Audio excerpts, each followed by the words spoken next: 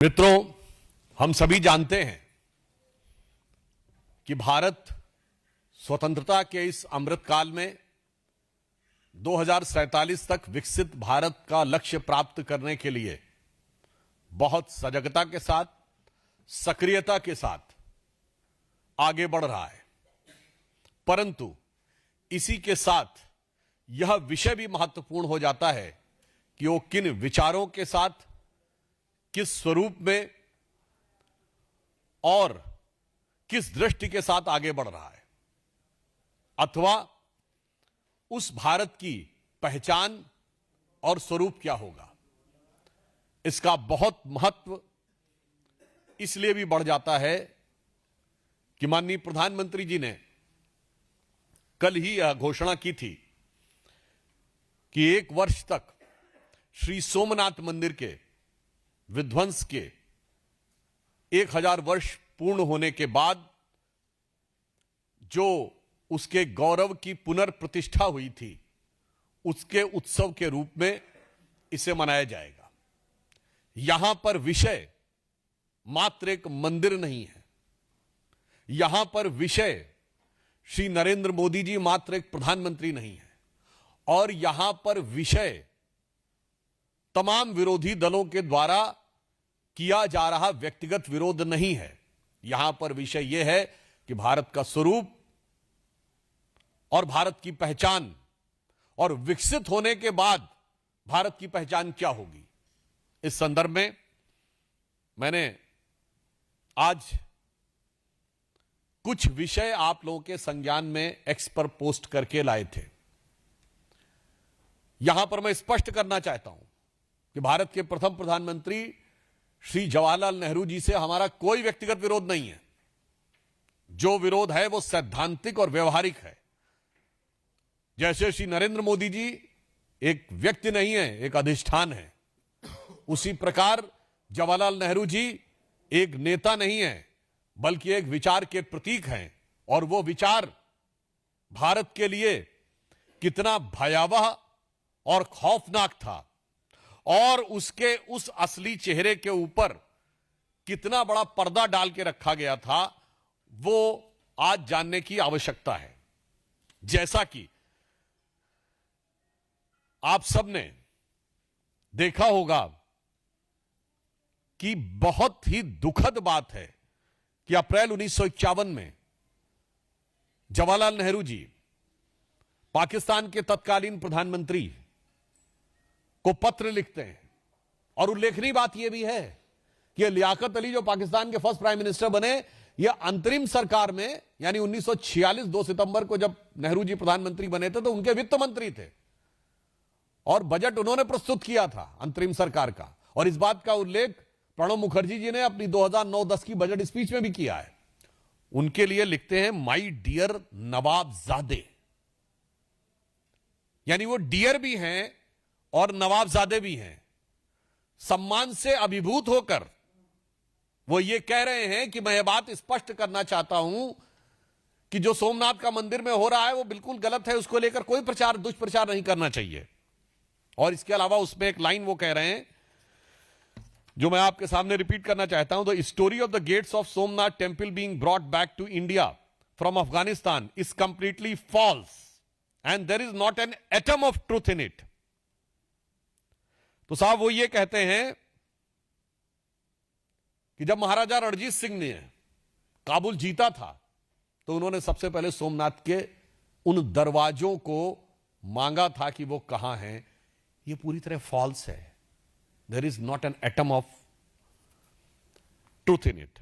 अब मैं कोट करना चाहता हूं खुद कांग्रेस सरकार के द्वारा आधिकारिक रूप से published Maharaja Ranjit Singh by LS. Bakshi, page number 15, published by ministry of information and broadcasting, new Delhi in 1992। सरकार कह रही है कि Ranjit Singh made no distinction between the Hindus and Sikhs among their subject when the combined forces of East India Company and Ranjit Singh defeated Shah Shuja in Kabul. आगे ध्यान दीजिएगा, जब उन्होंने काबुल को कैप्चर किया, one of the term inserted by Ranjit Singh ji in the treaty that followed was the doors of Somnath temple plundered by Mahmud Ghazni should be returned to India. अब महाराजा रणजीत सिंह सही हैं या पंडित जवाहरलाल नेहरू जो लियाकत अली की खिदमत में उनकी मिजाज पुरसी में लगे हुए हैं वो सच बोल रहे हैं, या भारत सरकार के द्वारा 1992 में इंफॉर्मेशन ब्रॉडकास्टिंग मिनिस्ट्री के द्वारा पब्लिश्ड बात सत्य है? यहां पर विषय यह नहीं है, यहां विषय यह है उसकी आज की प्रासंगिकता क्या है, यह भी आपको समझने की आवश्यकता है। फिर जो दूसरा उल्लेख है, आपने देखा होगा उसमें के.एम. पणिक्कर जो उस समय कम्युनिस्ट चाइना में कम्युनिस्ट मानसिकता के थे, चीन में हमारे राजदूत थे, उनको लेटर में लिखते हैं कि नहीं नहीं ये सब बिल्कुल गलत है। अगर आप में से किसी ने जाकर किताबों में पढ़ा हो कि पणिक्कर ने जो लेटर नेहरू जी को लिखा था उसमें यह भाव था कि भाई चेयरमैन माओ को कैसा लगेगा ये पता लग के, गजब है साहब, धर्म को अफीम मानने वाले माओवादियों के प्रति क्या अनुराग है और मुस्लिम लीग के प्रति कितना नजदीकी और अजीज मिजाज है, और हिंदू मान बिंदुओं के ऊपर गिरती हुई गाज है। और यह मानसिकता आज भी यथावत है। जो प्रियंका गांधी जी ने कहा था ना कि एक बार जो कहना है कह लो भाई, बार बार क्यों कहते हो? तो मजे की बात यह है खानदान तो लगातार है, हमसे कहते हैं बार बार क्यों है। तो वहां बताना चाहता हूं जो मानसिकता उस समय थी वही मानसिकता आज दिख रही है। मुस्लिम लीगी मानसिकता से प्यार, क्योंकि गठबंधन है, और माओवादी चीन की कम्युनिस्ट पार्टी से करार, और सनातन हिंदू धर्म पर भीषण प्रहार। जो तब था वही अब है, जो तब हो रहा था वही आज हो रहा है। इसलिए इसकी प्रासंगिकता और मानसिकता बहुत गंभीर है। अब यहां पर मैं एक और बात कहना चाहूंगा, हो सकता है किसी को बहुत प्रॉब्लमेटिक लगे। सरदार पटेल को कोट करते हुए भारत के बहुत प्रख्यात पत्रकार दुर्गादास जी ने, जिनकी बड़ी प्रसिद्ध किताब है India from Curzon to Nehru and thereafter, और उनको पद्म अवार्ड भी मिला, डाक टिकट भी उनके नाम पे जारी हुआ, पत्रकारिता में भारत के स्तंभों में से एक माने जाते हैं। उन्होंने अपनी book India from Curzon to Nehru and thereafter में पेज नंबर 240 पे लिखा है, Patel said that his principal anxiety was to save India from the chaos by countering Anglo-Muslim aggression. And the opposite direction, Maulana Azad, यह वो कह रहे हैं, हम नहीं कह रहे हैं, Maulana Azad is more concerned and worried about the Muslims.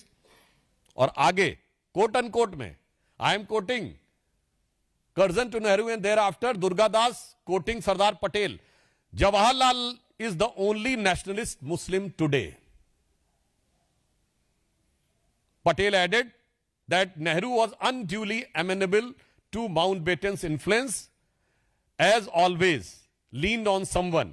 He was under the Bapu's protective wings and now he is leaning on Mountbatten. Page number 240, India from Curzon to Nehru and thereafter. हम नहीं कह रहे, अब चलिए ये तो किसी दूसरे ने कहा। Now I am quoting a book जिसमें नेहरू को कोट किया जा रहा है। The source is Stanley Walport Nehru, A Tryst with Destiny, Oxford Press, 1996। जो कोट कर रहा है जॉन केनेथ गैल्ब्रेथ, जेके गैल्ब्रेथ, जो सबसे लंबे समय तक नेहरू जी के टाइम में भारत में अमेरिका के राजदूत रहे। उससे वो कह रहे हैं कि नेहरू स्वयं कह रहे हैं, Galbraith, I am the last English ruler of India, prime minister Jawaharlal Nehru verily told American ambassador. मुझे लगता है कांग्रेस को इन सारी बातों को गंभीरता से लेना चाहिए था उस समय। आज तो दौर निकल गया, थोड़ा उन पे नोटिस भेजने चाहिए थे उन लोगों को, मगर ध्यान रखना चाहिए था कि बहुत सारी बातों का बड़ा अपेक्षित रिकॉर्ड भी होता है। अब मैं यहां कहना चाहता हूं, ऐसा नहीं कि कांग्रेस पार्टी में सभी लोग ऐसे थे।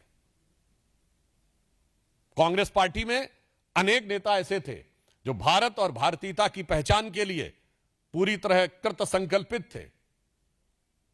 सरदार पटेल के साथ साथ मैं कोट करना चाहता हूं के.एम. मुंशी जी, कन्हैयालाल माणिकलाल मुंशी जी, जो कि सोमनाथ मंदिर की उस आयोजन समिति के अध्यक्ष थे, उन्होंने अपनी किताब में लिखा, ये 24 अप्रैल 1951 को, और वो नेहरू जी को लेटर लिखते हैं और सोर्स है पिलग्रिमेज टू फ्रीडम। वो कहते हैं, प्रिय नेहरू जी, मेरे लिए ऐसी स्वतंत्रता का कोई अर्थ नहीं है जो मुझसे भगवत गीता छीन ले, जो हमारे लाखों करोड़ों देशवासियों के मन में तीर्थ स्थलों और मंदिरों के प्रति श्रद्धा और भक्ति को नष्ट कर दे, इस प्रकार हमारे धार्मिक जीवन के ताने बाने को छिन्न भिन्न कर दे। ऐसी स्वतंत्रता का कोई औचित्य नहीं है। मेरा यह सौभाग्य है कि सोमनाथ मंदिर के पुनर्निर्माण का मेरा स्वप्न पूरा हुआ।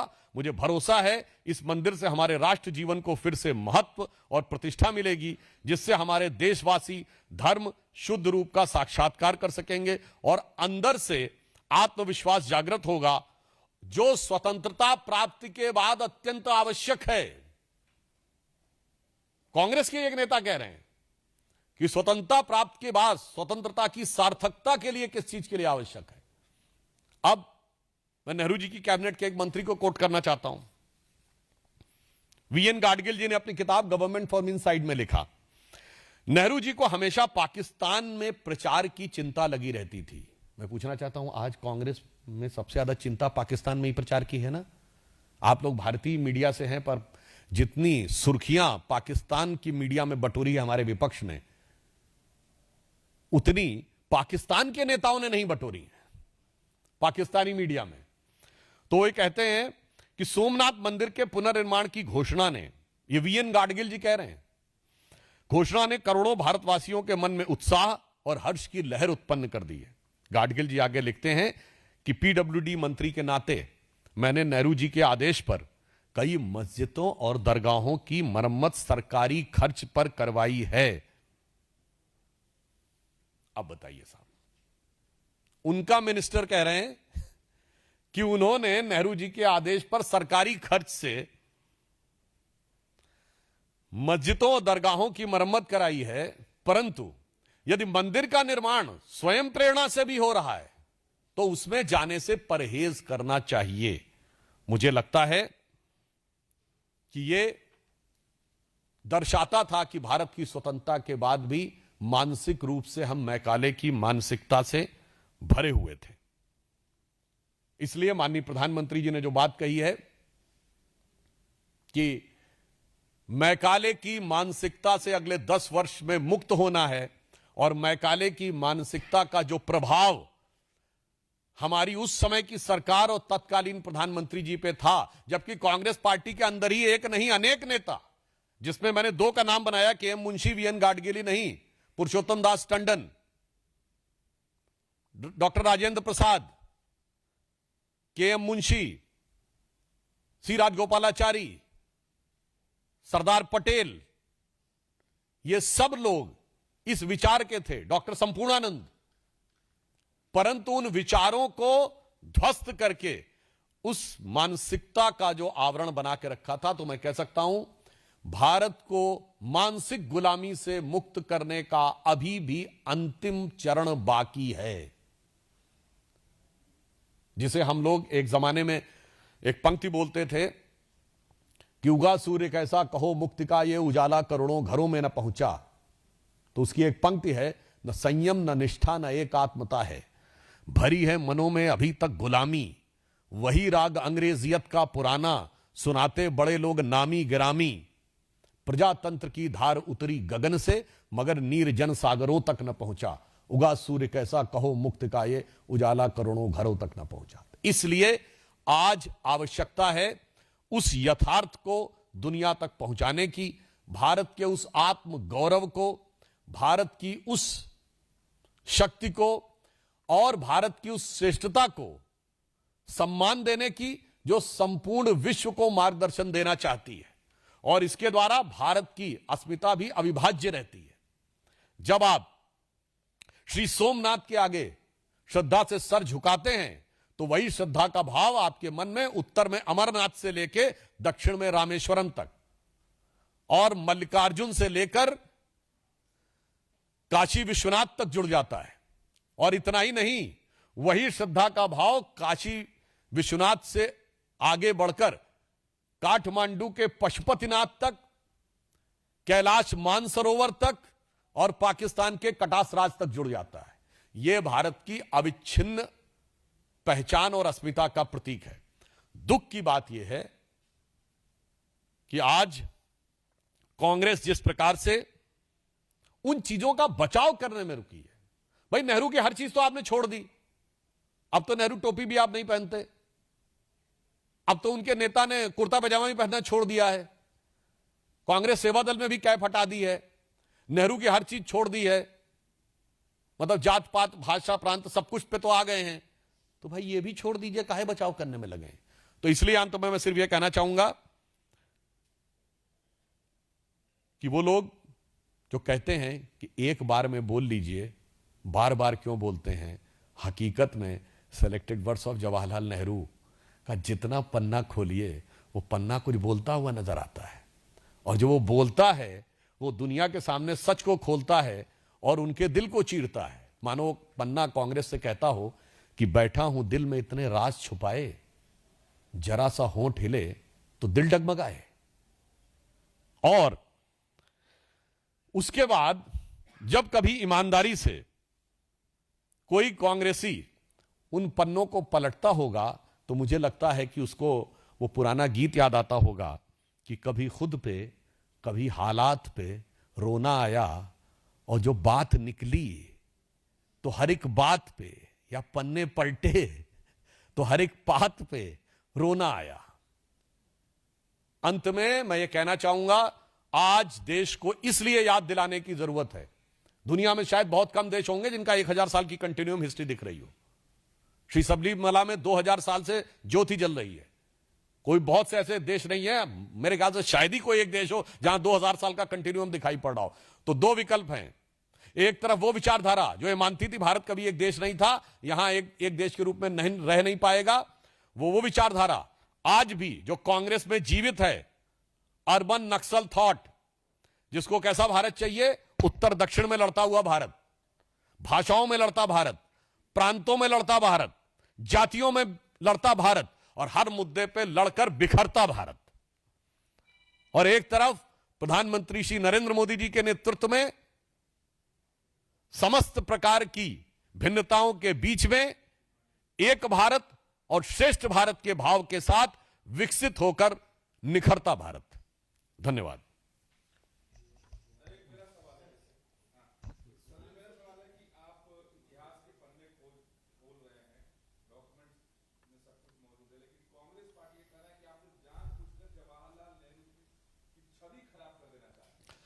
देखिए, अगर सत्य ना हो तब वो कहें कि छवि खराब, हम किसी की छवि नहीं खराब कर रहे हैं, छवि के ऊपर पड़ा हुआ पर्दा उठा दे रहे हैं।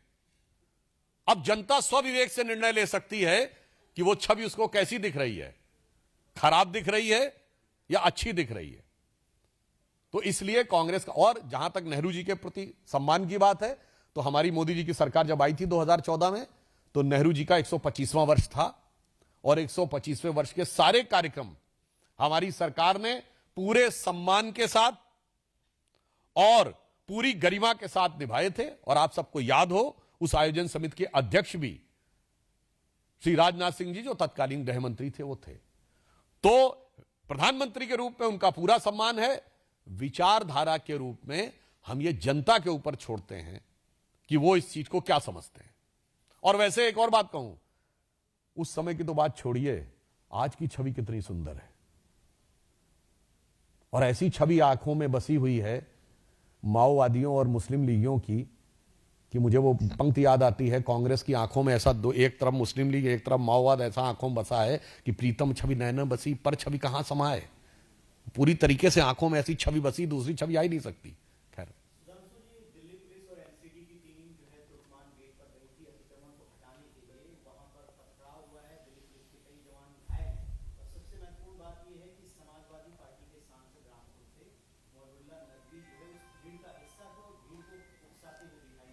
देखिए, जो कुछ भी हो रहा है वो न्यायालय के आदेश पर विधिक प्रक्रिया के अनुरूप विशुद्ध, ऑब्जेक्टिव और प्रोफेशनल, यानी वस्तुनिष्ठ और व्यावसायिक दृष्टि से हो रहा है। इस पर पत्थरबाजी से भी बाज आना चाहिए और बयानबाजी से भी बाज आना चाहिए।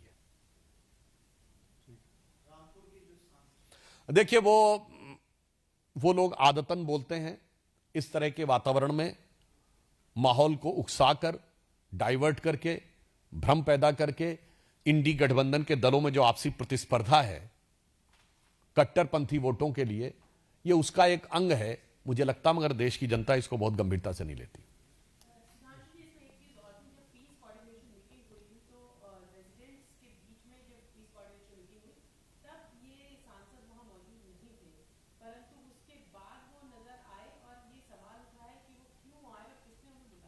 यही सारी बातें अपने आप में, देखिए इस घटना के दो पक्ष हैं।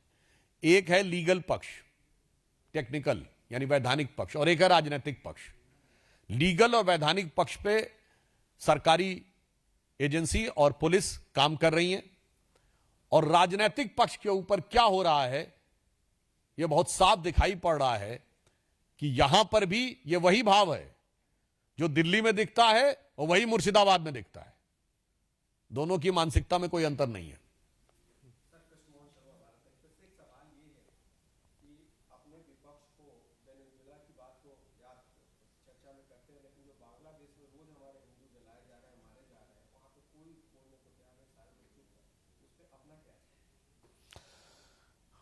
एक ही हमारा स्टैंड बहुत स्पष्ट है। भारत सरकार एक नहीं कई बार इस बातों को दृढ़ता से कह चुकी है। हमारे विदेश सचिव वहां जाकर बात करके आए हैं। उसके बाद ही पहली बार बांग्लादेश की सरकार ने सांप्रदायिक हिंसा की बात स्वीकार की थी। 80 से अधिक केसेस दर्ज हुए थे, और भारत सरकार ने बांग्लादेश में बदली हुई परिस्थितियों को ध्यान में रखते हुए भारतीय बंदरगाहों से, मैं पुनः यह बात स्पष्ट करना चाहता हूं, भारतीय बंदरगाहों से व्यापार करने के लिए जो बांग्लादेश को फ्री एक्सेस मिला हुआ था उसे समाप्त कर दिया है।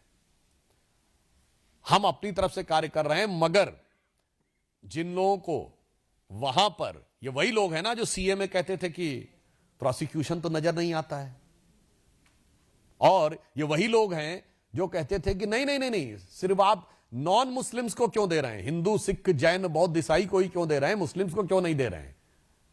आज मुझे लगता है कांग्रेस पार्टी और विपक्षी दलों को सीए के दौरान शाहीन बाग जैसे आंदोलन करने के लिए देश से माफी मांगनी चाहिए, क्योंकि जिन लोगों ने उस समय यह कहा था कि उन्हें प्रोसिक्यूशन नहीं दिख रहा है, कि भारत सरकार प्रोसिक्यूशन के बेस के ऊपर यह कर रही है, मुझे लगता है कि पाकिस्तान और बांग्लादेश दोनों के, और आजकल बांग्लादेश में विशेष रूप से वो हिंदू इन दलों से कह रहा है कि इधर तो मेरे दर्द की इंतहा नहीं और तू कहता है कि जख्म दिखता नहीं। ओके।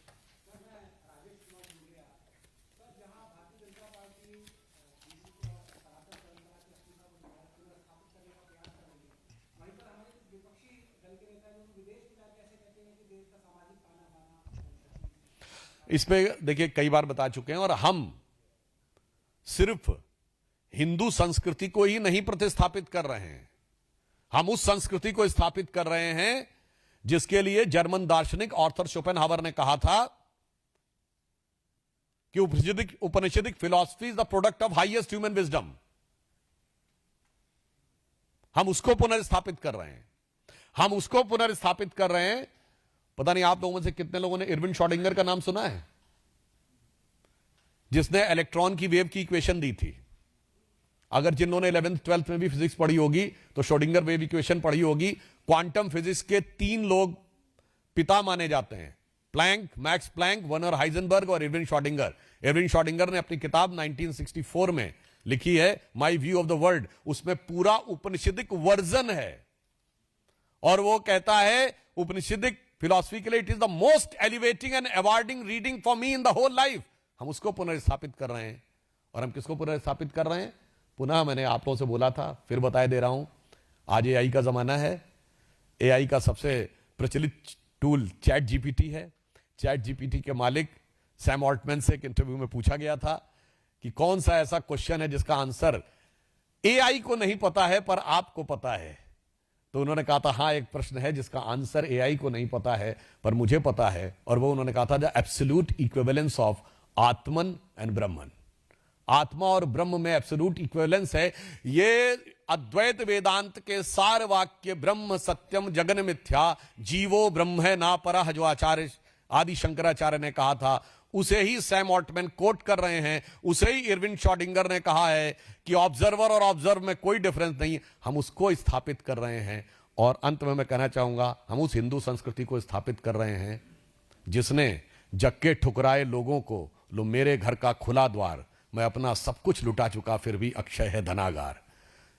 हमने दुनिया के हर धर्म को यहां शरण दी। मैं पुनः ये बात कह चुका हूं, फिर कह रहा हूं, एक देश बताइए जिसमें दुनिया में पाए जाने वाले सारे धर्म पाए जाते हो, वो सिर्फ भारत है। पारसी अपनी जमीन से मिट गए, भारत में फल फूल रहे हैं। यहूदियों पे एकमात्र देश जहां कोई परसिक्यूशन नहीं हुआ वो सिर्फ भारत है। इस्लाम के सारे फिरके पाए जाते हैं, 57 में से एक मुस्लिम देश नहीं, सिर्फ भारत है। क्रिश्चियनिटी के सारे सेक्ट जहां पाए जाते हैं वो सिर्फ भारत है। बौद्ध अनेक देश हैं, पर बौद्ध धर्म के सबसे बड़े धर्मगुरु दलाई लामा जी को जिसने जीवन रक्षा के लिए यहां पर स्थान दिया वो सिर्फ भारत है। और वो इसलिए है कि यह हिंदू संस्कृति है, इसलिए इसका उत्थान सामाजिक, वैज्ञानिक और कूटनीतिक तीनों दृष्टियों से 21वीं सदी में अति आवश्यक है।